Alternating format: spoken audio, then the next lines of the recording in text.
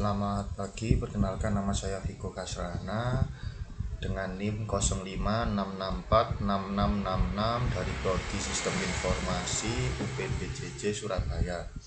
Di sini saya akan mengerjakan tugas 3 basis data tentang pembuatan transaksi di dalam sebuah database sesuai dengan panduan praktikum yang sudah diberikan di sini. Oke. Awal di sini kita akan membuka dulu SAMPP-nya. Kita start pada Apache Star MySQL hingga modul di sini berwarna hijau ya. Oke, kalau sudah kita akan buka localhost-nya. Di sini saya menggunakan database dari rumah sakit. Lalu kita pastikan juga tipe database kita ini InnoDB semua. Oke. Lalu pada yang pertama tuh ada sebuah transaksi commit ya. Di sini yang saya pahami commit itu sebuah keyword untuk mengeksekusi sebuah perintah ya. Supaya perintah itu dijalankan itu harus ada commit. Jadi kalau tanpa commit sebuah perintah itu tidak akan berjalan, atau jika ada perubahan itu juga tidak akan berubah. Seperti itu. Oke, di sini kita masuk ke menu rutin. Lalu create new routine. Kita di sini beri nama transaksi 1 saja. Untuk parameter kita hapus. Oke. Lalu di sini sudah saya persiapkan sintaks SQL-nya, tinggal kita copy ya. Untuk menghemat durasi. Lalu di sini ada perintah untuk menambahkan pasien ya, dengan ID 6 atas nama Tito di sini. Namun seharusnya perintah ini tidak akan berjalan atau tidak akan berubah ya pada tabel pasien di sini karena tidak ada keyword commit. Oke, kita cek saja. Oke, kita execute. Nah, di sini pada tampilan rutin di sini sudah ada perubahan ya pada tabel 6. Namun pada tabel pasien di sini tidak ada perubahan karena tidak ada keyword commit tadi, seperti itu. Lalu kita coba transaksi 2 dengan menggunakan commit, apakah ada perubahan. Oke, ini tinggal copy paste saja.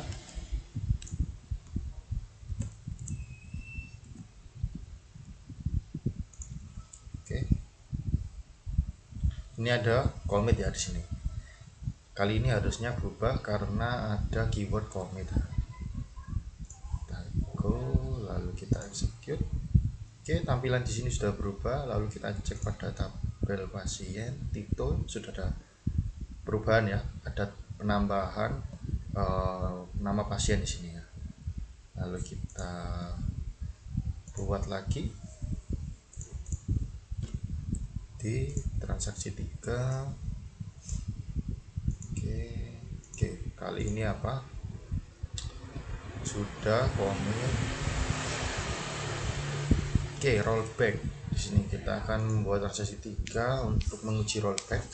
Jadi yang saya pahami di sini adalah rollback itu sebuah pembatalan perintah ya. Tadi kalau commit itu kan untuk mengeksekusi sebuah perintah itu harus ada commit. Kalau rollback itu sebuah perintah, kalau ada rollback itu tidak akan jalan. Jadi rollback itu untuk menggugurkan sebuah perintah atau membatalkan sebuah perintah, seperti itu. Jadi meskipun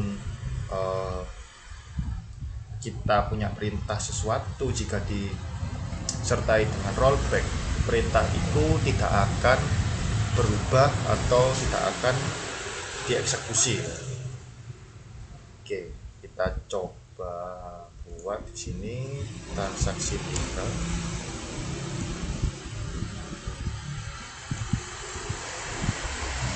Oke, parameter sudah kita hapus. Lalu kita buat di sini untuk menguji rollback. Oke, di sini saya punya perintah untuk mengganti nama pasien pada ID pasien 3 menjadi Danar.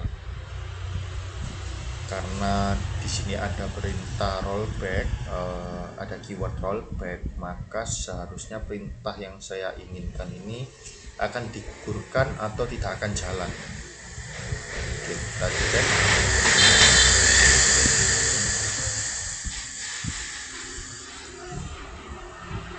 Oke, di sini pada ID pasien nomor 3 sudah ada perubahan.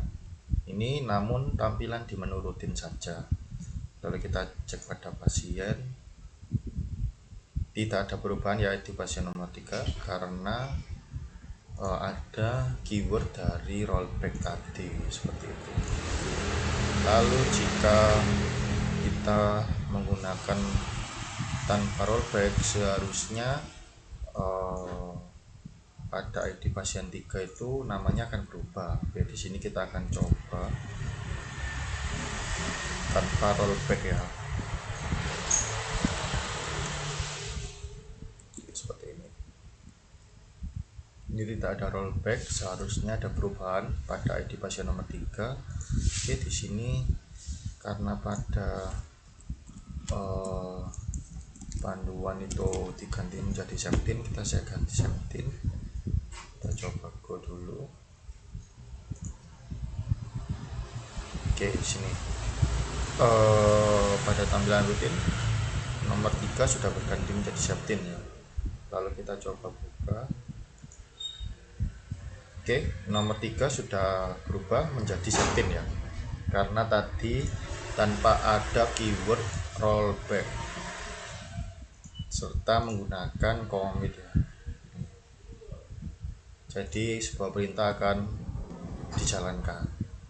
Oke, kita buat transaksi 5, lalu kita drop saja. Oke, kita cek dulu ya, 5 itu apa ya, transaksi 5. Oke, checkpoint ya di sini. Oke, untuk checkpoint di sini yang saya paham itu adalah sebuah titik kembali ya jika sebuah perintah itu di rollback. Jadi semisal kita sudah buat perintah panjang, lalu kita beri keyword rollback, maka jika tidak diberi save point, kita akan membuat langkah itu dari awal lagi. Jadi tidak ada titik kembali ya. Jadi save point itu kayak titik kembali, setelah di rollback dia akan kembali ke save point tadi atau checkpoint tadi. Jadi supaya tidak kembali ke nol lagi, karena kalau di rollback semua perintah juga tidak akan berjalan. Sedangkan kalau kita beri checkpoint, sebuah rollback itu akan kembalinya ke checkpoint tadi, seperti itu. Oke, di sini sudah saya persiapkan untuk sintaksnya. Oke, ini akan saya jelaskan pada sintaksnya, yaitu saya di sini ingin menambahkan sebuah pasien baru lagi dengan ID 7 atas nama Hanif. Lalu di sini kita buat save point SP1 ya, SP1 ini untuk inisial saja supaya tidak terlalu panjang. Lalu pada perintah ini dia akan dieksekusi ya. Jadi di perintah ini dia akan ada perubahan pada tabel pasien di sini. Lalu pada untuk ID pasien nomor 8 ini tidak akan ada perubahan karena dia di rollback. Pada perintah ini dia di rollback. Sedangkan rollback itu untuk menggugurkan perintah. Rollback to SP1, maka dia akan kembali lagi ke sini seperti itu. Lalu pada ID pasien nomor 9 di sini saya ingin menambahkan juga, namun tidak ada rollback. Jadi seharusnya yang akan ID pasien yang bertambah akan ada 2 ya, ID 7 serta ID 9 ini atas nama Lutfi. Seperti itu. Kita cek saja. Kita beri transaksi 5. Go. Oke. Kita lihat 7 sama 9 saja yang berubah pada tampilan menu rutin di sini. Kita cek apakah di tabel pasien juga berubah. Oke, berubah juga ya, ID 7 serta 9. Lalu untuk yang ID 8 tidak dieksekusi atau tidak dijalankan karena adanya keyword rollback tadi ya, seperti itu. Oke, sudah selesai. Kita masuk ke menu trigger di sini. Menu trigger di sini itu kayak sebuah perubahan ya. Jadi kalau ada perintah ingin apa ya, ingin inilah sebelum dilakukan, sebelum sebuah perintah dilaksanakan, seperti itu. Jadi intinya di sini sih kita akan mencoba untuk mengupdate data dari sebuah stok obat ketika ada transaksi pembelian obat, seperti itu. Oke, di sini kita buat dulu tabel obat serta tabel transaksi obat di sini. Nah, kita buat dulu obat serta transaksi obat. Saya sudah persiapkan juga untuk sintaksnya. Sini itu ya. Oke, coba saja. Oke, obat sudah ada.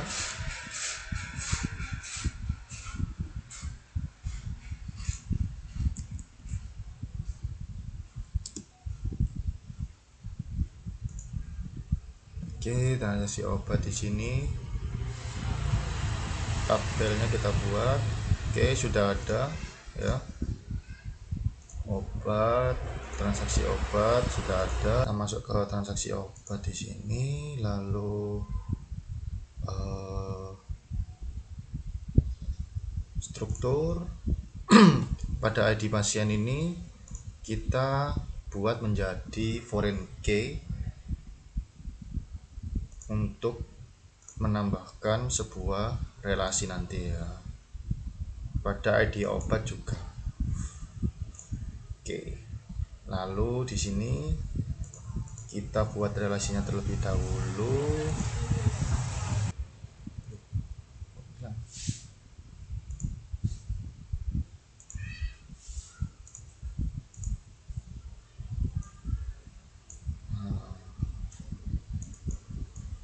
Oke, ini saya save dulu aja ya,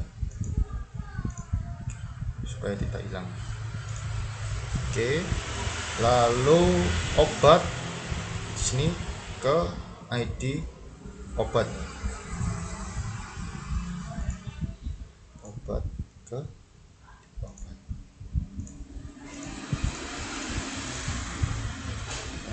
Obat primary key ke foreign key ID obat. Oke. Oke, sudah di sini ya, sudah terjalin relasi pada tabel barunya. Lalu kita akan membuat nama obat serta stoknya ya.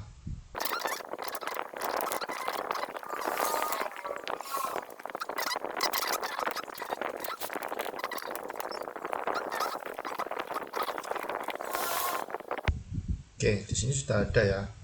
Untuk data obat, ID, kode, nama, harga, serta stoknya. Lalu kita buat trigger. Oke, trigger, create trigger, kasih nama TG jual. Ini pada transaksi obat, ini after. Lalu tinggal kita masukkan saja.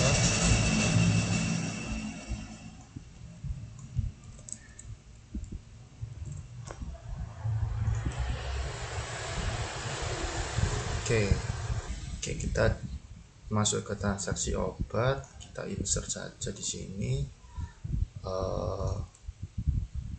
Kita coba ID transaksi kosong, kita ID pasien ya, kita pakai coba nomor 1.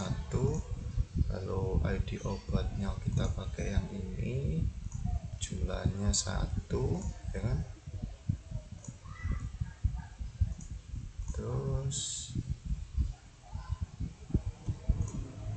jumlahnya kita kita beli contoh lah 5 ya, kita ketik go, kita cek pada stoknya, dia akan berubah karena ada di awalnya di sini stoknya 10 ya, karena ada transaksi maka dia akan berubah seperti itu.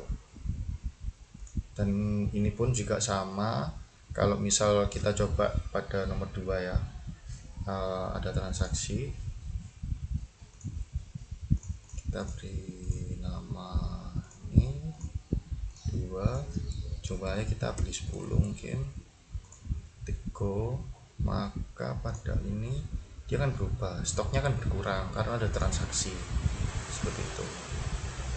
Oke, di sini setelah mengerjakan pengujian pada trigger, di sini saya akan melanjutkan pada tahap replikasi.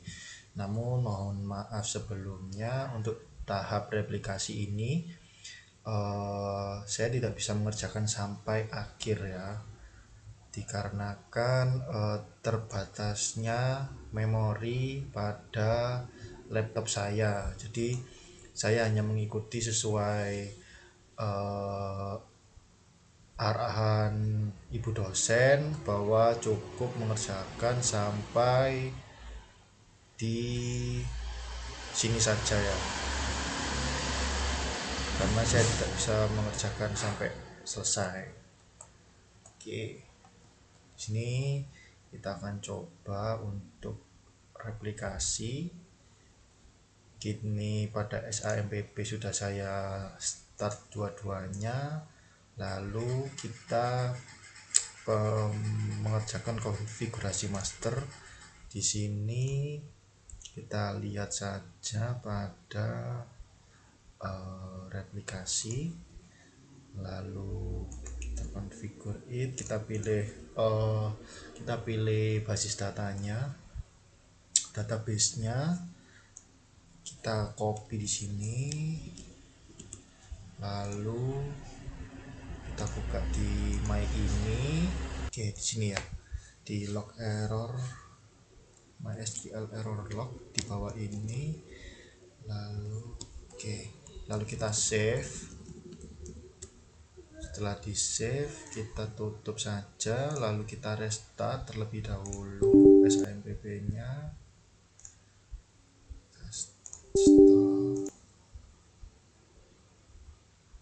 Oke, lalu di sini saya tinggal start saja.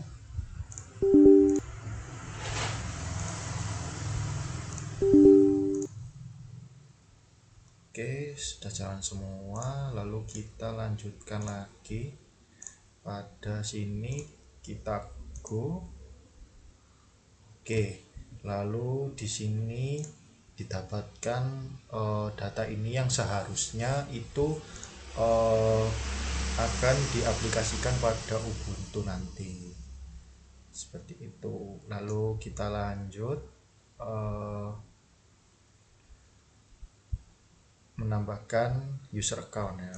Oke, di sini masuk ke user account, add user account, lalu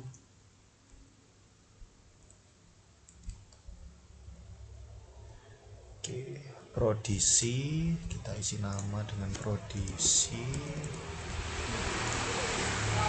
Lalu untuk hostname kita buat sama aja ya, IP address-nya di sini 192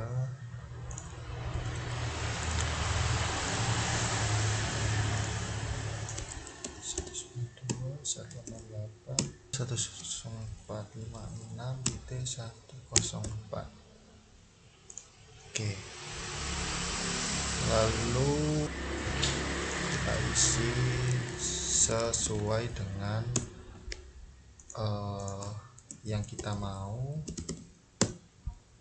native, terus gini native MySQL authentication, lalu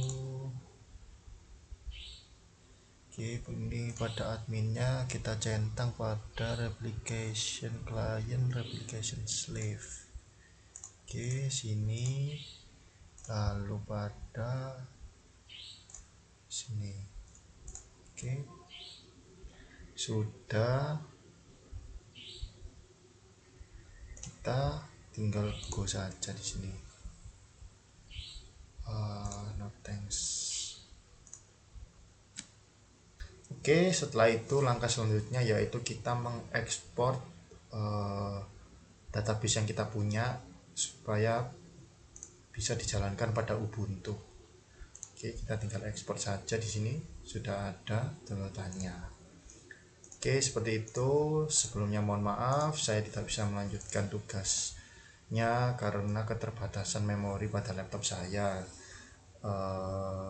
Sekian pengerjaan tugas 3 basis data saya. Jika ada salah kata serta kurang sempurnanya dalam pengerjaan mohon dimaafkan. Sekian, terima kasih.